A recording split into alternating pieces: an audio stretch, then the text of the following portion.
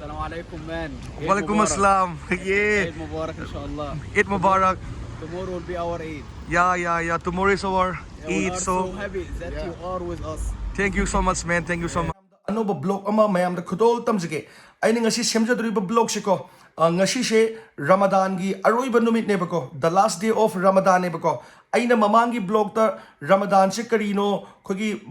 Muslim singi Ramadan hai se karino khangjadaba sing do khogi non Muslim sing mogi damakta aina Ramadan gi video macha matek amakatang di aina thagat chagrabane bako. Ado ay ngasishu Ramadan gi aroiba numinina the last day of Ramadan ina aina lariba city Vladikavkaz aduga mafamna Russia gi Vladikavkaz ki city da masjid mayam lebako ado ay anakpa masjid sida ay imanaba singa chatlaga horen namaz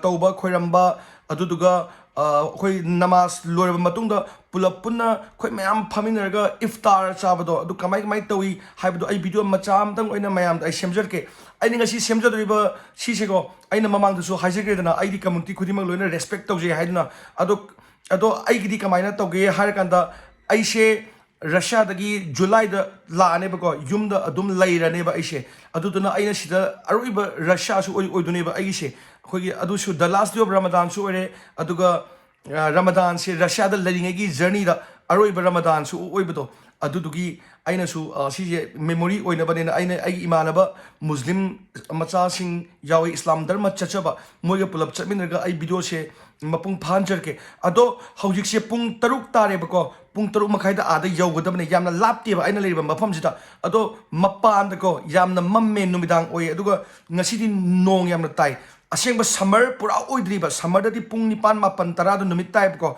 ado summer kharga horak prina nong ju ta sanmane ngasi nganta numit tai bako aduduna mapan se khara mamgani hore lambi se ado masajid se yamna phajabane akoi ayuk nundin da ubaganda magi view nakana turina chela yamna phajai ado masajid ki phajabadudi ai kesu utpangam dong mandre mamdi mammani ne ko yam kana ngando di mandre adubu ai adum hotna jerke mayam da masajid ju kamai to yingmina si mayam akoina laiba masajid se asi sine aduga sigi surroundings hujin numidang tare nong su taba weather se adu ngasi je the last day of Ramadan ne bako asigi view se asida tutorial ama lay si je khogi adu lambi mi mem chatnai adu sidana main road aduga aido manung da changa kanda khogi lai khuram bado adu soi khra uchar ke aduga iftar horen ai sida cha adu ne bako adu su uchar ke asta su lambi ne sije aduga sina mayai ne ba mayai di yeng sem tang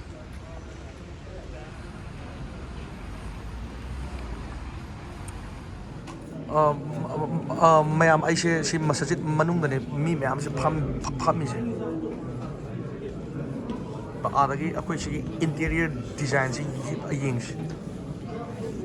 na le ko asi yam ti chawe aina phambagi phajna udabai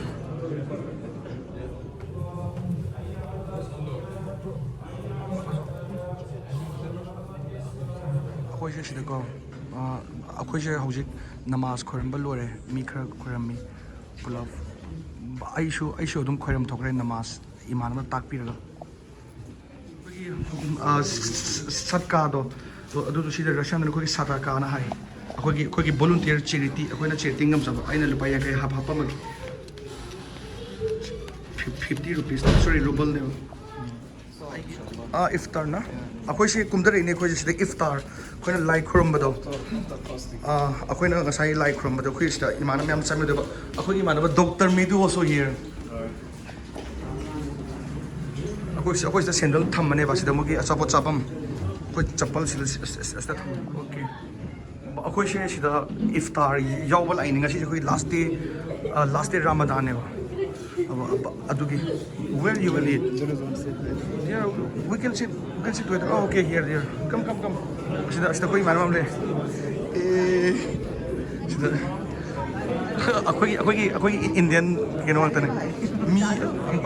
mi mayam jo asi ne khoi iftar party asi mogi asapot che bread adagi mem pire yeah Okay. What is this one?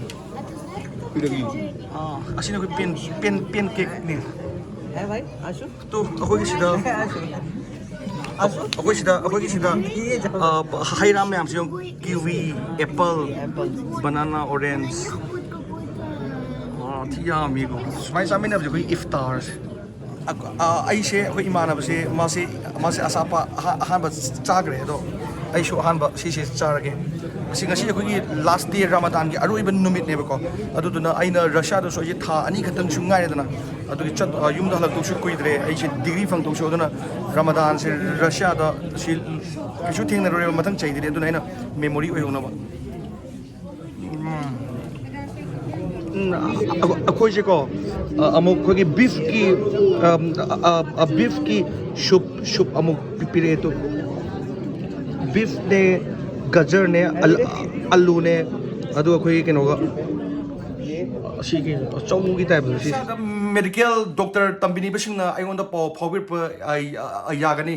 hojik se adum khogi paw phawir ga sit adum kan ba khotpa loina yabagi matam oire ai se chahi ani sure aina student sing satra sing pusan ba ai student satra 35 mu ai Mordovia State University da Russia University amada aina satra sing mafam sana aina pusan jai swaina aina tawjari sa ingonda khogi satra singi parents na aibu nungsibidna thajabir kan aina satra se pusanba ngambane hantaki cheisu ai mayangi mateng pangsage hantaki cheisu satra adum khara jilai ado mayamna interest leibasing na paw power ga mafam sana like tamba phangna ba ai hona siga mayam akoina sida chariba achapot kese ko khogi iftar kese si khogi asigi plate si ai gina haiba leite ba mamang da phami ba mayam singa khoi plot chamin na duni angang ani sila khogi polop adum chamin na duni asing asina khogi cheese ne khogi protein afaba masafa ba ngak ta ne kiwi na how it tastes good really good salt and sweet ngasina khogi Ramadan se loigrane ba ko aduduga hayeng dagi hayeng khogi it ne ba ko aduna ngasi sida lai ba mi mayam se koi pulap sida mi mayam ya me si makal sumaina jaga ani hum lei koi phai ba hol je asi jo nata akhoi se iftar charga thokle ba ko ado nong tabani na ko kino to eh asi chari duna iftar chari duna manung da ne ba muji ground floor aduga masajid na asi je masajid yamna chawe aduga khogi nupi gi na tongan ba jaga amada mu leiye akhoi na chai khogi nupa angang sigi mafam da ne ba ko yeah of course asi sina phasna ulake ba ko si je akhoi na hojik chari duna nupa gi mafam da ne ba ko nupi gi mafam tongana amashu lay Assalamualaikum man Walaikum assalam yeah Eid Mubarak inshallah Eid Mubarak tomorrow will be our Eid yeah tomorrow is our Eid we are so happy that you are with us thank you so much man thank you so much aina hojik iftar gi charu bodo si sida ledna aigi manaba sina doctor midune mase khogi araf ne bako mana so mem takpi ai do dress hongtwe aduduga ada ai jo acha thak tawrabne puksu pik thal lebako aduduga hayeng ayuksu it nina aigi manaba na sida aisu invite toyba hayeng na beef adagi haming makar how sajau khadi charani ai sab su pamje bako imanab su invite tawre ai man mem phange mafam ani hum ne aina chatoise ado itse hayengi ayuki pung nipan da ne ba Russia gina ado India ga pung anim khai khene ba aina lari ba city sigati ko ado Russia se mafam amaga pung mana de ba ko aiga India ga pung anim khai khena ba aduga atopa Russia na pung ahum khena ba pung taru khena ba pung amata mana de ba mogi time zone se adubu pung anim khai khena ba dina aigi sita pung nipan tabam matam da India da pung taram makhai da neba akhoi sidana pung nipan da it oye adu loibaga aidi chaloreba adugi namaz to imana basing chalandi da masajita aduga halaka na masajito jam acha athak tau ne na hai hawe ba la oga na ko aisi ko aduga adubu de na chaloroge hayeng di aduga imana basing go ina aigi side oina aina mogi yumda yam sauna tawdu ya sum hawatum yam cha do layeb ko adu su ai yaujirge aduga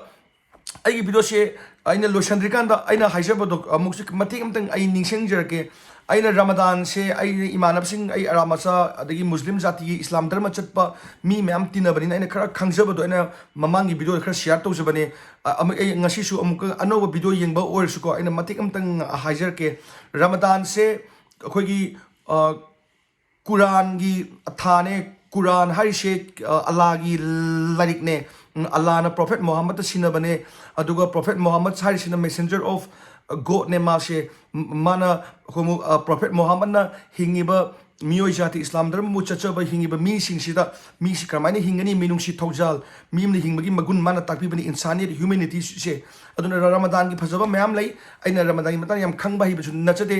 aduga ai isamaksu ai Dr. Zakir Naik yenge aduga Hindu gi na Sadguru mayam leitrane ado Dr. Zakir Naik ki so I fan ne budilok sing mayam thok pane ko Dr. Zakir Naik ki yeng bada mayam su yeng bani thajai aduga Sadguru su dum yeng bani aduna taba khoi swami afa mayam leitrane ado aina khra uchari se mayam na mapung phawa phataba thagachari asobe yo su ngakpi gani aduga ai so se tumage ado hayeng amuk theng na se ngasi blog sida kainer se aduga yai fare kangai pana amukasu once again Eid Mubarak ma'am I it की याई पाउजल पिजरी मणिपुर लेरी इस्लाम धर्म चटपा अहल लमन ओजा गुरु दुगा आई इमानबा इमानबी आई मखा ताबा अदुगा लमदम लामना लेबा video से उबा खुदिंग दुबई दा लेबा मणिपुरी अराफ दा लेबा एनी मक्का दा लेबा खुदिंग पुनम खुदिंग थागा चई आई खरस याव बोयसु लांखि बोय तरसु ngakpi gani mathang वीडियो दा थेंगना से 10 बिदानी याई फरे कंगले पांगना